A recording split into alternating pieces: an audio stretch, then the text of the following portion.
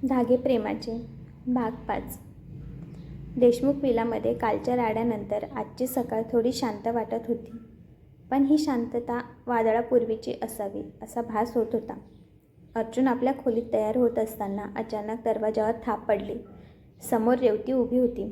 तिचे डोळे थोडे रडवलेले होते आणि चेहऱ्यावर अपराधीपणाचे भाव होते. अर्जुनने कपाळावर आठ्या घालत तिच्याकडे पाहिले, पण तो काही बोलण्याआधीच रेवती म्हणाली, अर्जुन, प्लीज मला माफ कर. काल मी जे काही जीविकाबद्दल बोलले ते चुकीचं होतं. माझा राग अनावर झाला होता, पण मला आता माझी चूक उमजली आहे. अर्जुनने एक दीर्घ श्वास घेतला आणि म्हणाला, रेवती, हे लक्षात ठेव, माझं तुझ्यावर कधीच प्रेम नव्हतं आणि तू अशीच वागलीस तर मी कधीच मनापासून तुला स्वीकारू शकणार नाही. त्यामुळे तू तुझ्या मर्यादित राहा, नाहीतर याचे परिणाम काय होतील तुला पण चांगलंच माहिती आहे. अर्जुनने तिला एक प्रकारची धमकीच दिली, कारण त्याच्या मनात रेवतीबद्दल कधीच प्रेमाची भावना नव्हती. त्याला आठवलं तो दिवस जेव्हा त्याने रेवतीला लग्नासाठी होकार दिला होता. फ्लॅशबॅक. अर्जुन रेवतीला स्पष्ट सांगत होता, रेवती, बघ, माझं तुझ्यावर प्रेम नाही आहे आणि कदाचित कधी होईल की नाही हेही मला माहिती नाही, पण घरचे, विशेषतः आजी आणि आई लग्नासाठी खूप फोर्स करत आहेत. रोज नवीन मुलगी बघण्यापेक्षा आणि कोणा अनोळखी मुलीसोबत आयुष्य सुरू करण्यापेक्षा तू मला ओळखतेस म्हणून मी तुला होकार दिलाय. हे लग्न फक्त एका तडजोडीसारखं असेल. माझ्याकडून प्रेमाची अपेक्षा ठेवू नकोस. तेव्हा रेवतीने सर्व अटी मान्य केल्या होत्या. आज पुन्हा त्याच स्थितीत उभा राहून अर्जुन शांतपणे म्हणाला, रेवती, मी तुला तेव्हाच सांगितलं होतं की मला या घरात कोणाचाही अपमान झालेला आवडत नाही. जीविकाने या घरासाठी खूप केलंय. जर तुला हे नातं टिकवायचं असेल तर तुला स्वतःचा स्वभाव बदलावा लागेल. मी तुला माफ करतोय, पण पुन्हा असं घडलं तर मी माझा निर्णय बदलायला वेळ लावणार नाही. रेवतीने निमूटपणे मान डोलावली आणि तिथून निघून गेली. तिला कळून चुकलं होतं की कितीही विष पेरलं तरी अर्जुन सध्या तरी जीविकाच्या बाजूने खंबीर उभा आहे. त्यामुळे आता तिला आपली चाल बदलावी लागणार होती. दुसरीकडे वाड्याच्या गार्डनमध्ये एक वेगळीच मैफिल रंगली होती. दीक्षा आल्यापासून वाड्यात चैतन्य आलं होतं. दीक्षा आणि जीविका आता तासनतास गप्पा मारत असायच्या. कोल्हापूरच्या गप्पांपासून ते पुण्यातील फॅशनपर्यंत त्यांच्यात सर्व विषयांवर चर्चा व्हायची. जीविकाला दीक्षाच्या रूपाने एक हक्काची मैत्रीण मिळाली होती.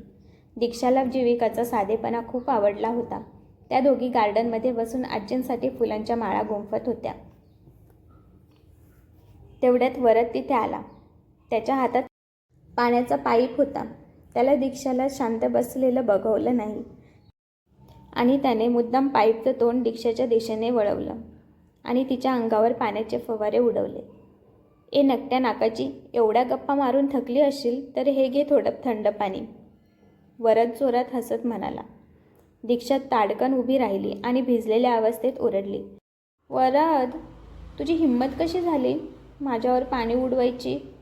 थांब, आता तुला दाखवतेच. दीक्षाने तिथलीच एक पादली उचलली आणि वरदच्या मागे धावू लागली. वरद पुढे आणि दीक्षा मागे. दोघेही संपूर्ण गार्डनमध्ये कुत्र्या मांजरासारखे भांडत पळत होते. वरद पळता पळता ओरडत होता, जीविकाजी, बघा हिला, ही मुलगी नाही, ही साक्षात आफत आहे. लहानपणी पण अशीच होती आणि आता पण तशीच आहे. दीक्षाने त्याला कोपऱ्यात गाठलं आणि त्याच्यावर पाणी ओतलं. आफत कोणाला म्हणतोस रे माकडा? तू तर पुण्याचा सर्वात मोठा कार्टून आहेस. दोघांची ही जुंपलेली बघून जीविकाला हसू आवरत नव्हतं. ती स्वतःचे तोंड दाबून हसत होती. जीविकाला हे बघून खूप छान वाटलं होतं की या एवढ्या मोठ्या वाड्यात जिथे नेहमी गांभीर्य असायचं तिथे आता या दोघांच्या भांडणांमुळे आनंदाचं वातावरण निर्माण झालं होतं. वरद मुद्दाम दीक्षाचं नाव घेऊन तिला चिडवायचा प्रयत्न करत होता.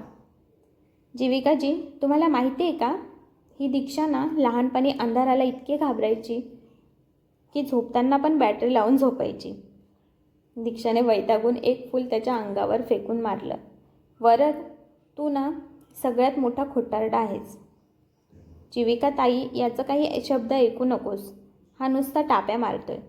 जीविका हसत म्हणाली, वरद, दीक्षा, तुम्ही दोघं किती गोड भांडता. तुमच्या दोघांना बघून असं वाटतंय की जगात भांडणंसुद्धा किती प्रेमाने होऊ शकतं. जीविकाच्या या वाक्यावर वरद आणि दीक्षा दोघेही क्षणभर थांबले आणि एकमेकांकडे बघून नाक मुरडत विरुद्ध दिशेला वळले. पण त्यांच्या चेहऱ्यावर एक छोटीशी स्माईल होती जी जीविकाच्या नजरेतून सुटली नाही. तिला जाणवलं की या 36च्या आकड्यामागे कुठेतरी एक रेशीमबंध लपलेला आहे. तिकडे गच्चीवर उभा असलेला अर्जुन हे सगळं बघत होता. त्याचं लक्ष वरद आणि दीक्षापेक्षा खाली उभ्या राहून हसणाऱ्या जीविकाकडे जास्त होते. तिचा तो मोकळा हास्य पाहून अर्जुनला आतून एक वेगळीच समाधान मिळत होतं. त्याने मनातल्या मनात विचार केला, या मुलीने या वाड्यात पाऊल ठेवलं आणि सगळं कसं बदलून गेलं. दुःख विसरून ही इतकी मनापासून कशी हसू शकते. अर्जुनला स्वतःच्याच भावनांची भीती वाटत होती. कारण ज्या मुलीला त्याने फक्त एक कर्मचारी म्हणून पाहिलं होतं ती आता त्याच्या विचारांचा अविभाज्य भाग बनत चालली होती. इकडे कोल्हापूरहून काकांचा फोन आल्यापासून जीविकाचं मन एका जागी स्थिर नव्हतं. बंटी आता पूर्णपणे बरा झाला होता आणि घराची परिस्थितीही हळूहळू सावरत होती. पण आता काका काकूंना दुसरीच काळजी सतावत होती आणि ती म्हणजे जीविकाच्या लग्नाची. बाळा जीविका, तू आमच्यासाठी खूप केलंस, पण आता तुझं स्वतःचं घर बसण्याची वेळ आली आहे. आम्ही तुझ्यासाठी एक खूप चांगलं स्थळ बघितलं आहे. मुलगा सुशिक्षित आहे आणि खानदानही चांगलं आहे. तू एकदा कोल्हापूरला येऊन तर बघ. काकांचे हे शब्द ऐकताच जीविकाच्या काळजात एक अनामिक कळ उमटली. तिला कळून चुकलं होतं की आता देशमुख विला सोडण्याची वेळ आली आहे. चढ अंतकरणाने ती आजींच्या खोलीत गेली. आजी खिडकीबाहेर बघत काहीतरी विचारत होत्या. जीविकाने हळूच पाऊल टाकत आजींना सर्व हकीकत सांगितली. आजी, काकांचा फोन आला होता. माझ्या लग्नासाठी मुलगा बघितलाय त्यांनी आणि मला घरी बोलवलंय. हे बोलताना जीविकाचा आवाज थरथरत होता. आजींना हे ऐकून मनातून खूप वाईट वाटलं. त्यांना मनोमन वाटत होतं की अर्जुन आणि जीविकाचं नातं जुळावं, पण जीविकाच्या घरच्यांच्या निर्णयासमोर त्या काहीच बोलू शकणार नव्हत्या. आणि अर्जुन पण रेवतीसोबत लग्न करायचा हट्ट करून बसला होता. आजींनी मायेने जीविकाचा हात हातात घेतला आणि म्हणाल्या, जा ग बाळा, तुझे काका काकू तुझं वाईट नक्कीच करणार नाहीत, पण हे घर आणि आम्ही तुला खूप मिस करू. आणि बाळा, तुझ्यासाठी या घराचे दरवाजे कायम उघडे असतील. जीविकाच्या डोळ्यातून अश्रू ओघळले. तिला अर्जुनपासून लांब जाण्याचा विचार सहन होत नव्हता, पण परिस्थितीसमोर ती लाचार होती. कोल्हापूरला निघण्यापूर्वी एकदा अर्जुनला भेटून त्या निरोप घ्यावा या उद्देशाने जीविका अर्जुनच्या ऑफिसमध्ये पोहोचली. पण आज अर्जुनच्या आयुष्यातील सर्वात तणावाचा दिवस होता. त्याच्या काही बेजबाबदार कर्मचाऱ्यांनी एक अत्यंत महत्त्वाच्या आंतरराष्ट्रीय प्रोजेक्टमध्ये मोठी तांत्रिक चूक केली होती. जर हा प्रोजेक्ट पुढच्या 4 तासात दुरुस्त होऊन क्लायंटला सादर केला नसता तर कंपनीचं करोडो रुपयांचं नुकसान होणार होतं आणि अर्जुनची वर्षानुवर्षाची प्रतिष्ठा धुळीला मिळणार होती. अर्जुन आपल्या केबिनमध्ये रागाने लालबुंद होऊन लॅपटॉपवर कोडिंग दुरुस्त करण्याचा प्रयत्न करत होता. पण तणावामुळे त्याला काहीच सुचत नव्हतं. जीविका केबिनच्या दारापाशी पोहोचली. तिने 2-3 वेळा दरवाजावर थाप मारली. नॉक केलं, पण आतून कोणताही प्रतिसाद आला नाही. अर्जुनचं लक्ष कामात इतकं गडलं होतं की त्याला बाहेरचं काहीच ऐकू येत नव्हतं. जीविका संकोचात हळूच केबिनच्या आत शिरली आणि म्हणाली, अर्जुन सर, मला तुमच्याशी काहीतरी महत्त्वाचं बोलायचं आहे. जीविकाला समोर पाहताच अर्जुनच्या संयमाचा बांध फुटला. कर्मचाऱ्यांनी केलेली चुकीचा आणि प्रोजेक्ट बिघडल्याचा सगळा संताप त्यांनी निष्पाप जीविकावर काढला होता. तो खुर्चीवरून ताडकन उठला आणि तिचा विचार न करता ओरडला, तुझी हिंमत कशी झाली मला न विचारता माझ्या केबिनमध्ये पाय ठेवण्याची? तुला काय वाटतं, एकदा मी तुला मदत केली आणि एकदा तुझी बाजू घेतली म्हणजे काय मी तुला या ऑफिसमध्ये आणि माझ्या आयुष्यात मनमानी करण्याची परवानगी दिली? What do you think of your self? लक्षात ठेव, तू फक्त माझ्या आजीची एक केअरटेकर आहेस. त्या पलीकडे तुझी कोणतीही ओळख नाही. तुझी लायकी विसरू नकोस आणि निघ इथून आत्ताच्या आत्ता, आणि पुन्हा कधी तुझं तोंड दाखवू नकोस मला. Gate out. अर्जुनचे हे शब्द एखाद्या धारदार शस्त्रासारखे जीविकाच्या काळजाला चिरून गेले होते. ज्या माणसाला तिने मनापासून आपलं मानलं होतं, ज्याच्यासाठी तिने देवाकडे दुआ मागितली, तोच माणूस आज तिला तिच्या लायकीची जाणीव करून देत होता. ती तर त्याला फक्त सांगायला आली होती की ती आता कायमची हे शहर सोडून कोल्हापूरला चालली आहे म्हणून. पण तिला काय माहिती होतं की इथे येऊन तिचाच अपमान होणार आहे. जीविका सुन्न झाली. तिचे डोळे अश्रूंनी डबडबले. ती एक शब्दही न बोलता केबिनच्या बाहेर आली. तिथे बाहेर उभ्या असलेल्या काही नकचडी आणि श्रीमंतीची माज असलेल्या महिला कर्मचाऱ्यांनी हे सर्व ऐकलं होतं. त्यांना जीविकाचा असा अपमान झालेला पाहून मनातून खूप आनंद झाला. त्या एकमेकींमध्ये कुजबुजू लागल्या. बघितला, बॉसच्या केबिनमध्ये परवानगीशिवाय जाण्याची आजपर्यंत कोणाचीच हिंमत झाली नाही. आणि ही गावठी मुलगी स्वतःला काय समजते? शेवटी लायकी समोर आलीच हिची. जीविका रडत ऑफिसच्या बाहेर पडत असताना तिचं लक्ष एका कोपऱ्यात बसलेल्या कर्मचाऱ्यांकडे गेलं, जे तो बिघडलेला प्रोजेक्ट दुरुस्त करण्यासाठी धडपडत होते. जीविकाला कोल्हापूरमध्ये असताना IT क्षेत्रातील थोडी तांत्रिक माहिती मिळाली होती आणि तिला हे कळून चुकलं की प्रोजेक्टमध्ये नेमकं चूक कुठे आहे. तिने स्वतःचे डोळे पुसले, मनातली वेदना बाजूला सारली आणि त्या कर्मचाऱ्यांजवळ जाऊन म्हणाली, दादा, प्लीज मला हा लॅपटॉप द्या. मला वाटतं मी ही चूक सुधारू शकते. त्या कर्मचाऱ्यांनी नाईलाजास्तव आणि नोकरी वाचवण्याच्या आशेने लॅपटॉप तिच्याकडे दिला. जीविकाने अवघ्या 15 मिनिटात ते गुंतागुंतीचे कोडिंग दुरुस्त केले आणि प्रोजेक्ट पुन्हा व्यवस्थित रन होऊ लागला. कर्मचारी थक्क झाले, पण जीविका काहीही न बोलता तिथून निघाली. पार्किंगमध्ये पोहोचताच रेवती तिथे आधीच उभी होती. तिच्या चेहऱ्यावर एक क्रूर हास्य होते. बघितलं जीविका, शेवटी अर्जुनने तुला तुझी जागा दाखवलीच. मला खूप शहाणपणा शिकवत होतीस ना, पण तू फक्त एक मामूली नोकर आहेस. जास्त उडायला लागली होतीस आणि आता बघ कशी धडामकन खाली पडलीस. आता सामान भर आणि कोल्हापूरला चालती हो. रेवतीने टोमणा मारला. जीविकाने आपले डोळे पुसले. कपाळावरची चंद्रकोर अधिकच चमकली आणि ती बाणेदारपणे म्हणाली, हे बघ रेवती, तू मला माझी लायकी शिकवू नकोस. मी जरी गरीब असले तरी मी स्वाभिमानी आहे. मी कोणाच्या मेहरबानीवर नाही तर स्वतःच्या कष्टावर जगते. आणि राहिला प्रश्न अर्जुन सरांचा, तर त्यांना एक दिवस नक्की कळेल की त्यांनी काय गमावलंय. तुझ्यासारखी खोटं मिरवणं मला कधीच जमणार नाही. चल, रस्ता सोड माझा. जीविका ताठ मानेने तिथून निघून गेली. पण तिच्या मनात अर्जुनच्या त्या शब्दांची जखम अजूनही ताजी होती. तिला माहिती नव्हतं की तिने जाता जाता जो प्रोजेक्ट दुरुस्त केला तोच अर्जुनच्या कंपनीला नवं जीवन देणार होता आहे. जीविका ऑफिसमधून बाहेर पडली खरी, पण तिचे पाय जणू जड झाले होते. अर्जुनचे ते शब्द, तुझी लायकी विसरू नकोस, तिच्या कानात सतत घुमत होते. तिने देशमुख विलामध्ये जाऊन गुपचूप आपले सामान भरले. आजींच्या पाया पडून तिने त्याचा निरोप घेतला. आजींच्या डोळ्यात पाणी होतं, पण जीविकाने त्यांना बंटीची आणि लग्नाचं कारण सांगून कसं तरी सावरलं. वरद आणि दीक्षा घरी नव्हते, त्यामुळे त्यांचा निरोपही तिला घेता आला नाही. ती जड अंतकरणाने ST स्टँडच्या दिशेने निघाली. तिच्या मनात सतत एकच विचार येत होता, ज्या माणसाला मी माझा देवदूत मानलं, तो माणूस इतका निष्ठुर कसा असू शकतो? पण त्याची काय चूक आहे? मी अशी पण एक नोकरच आहे त्यांच्यासाठी. मीच माझी लायकी विसरले होते.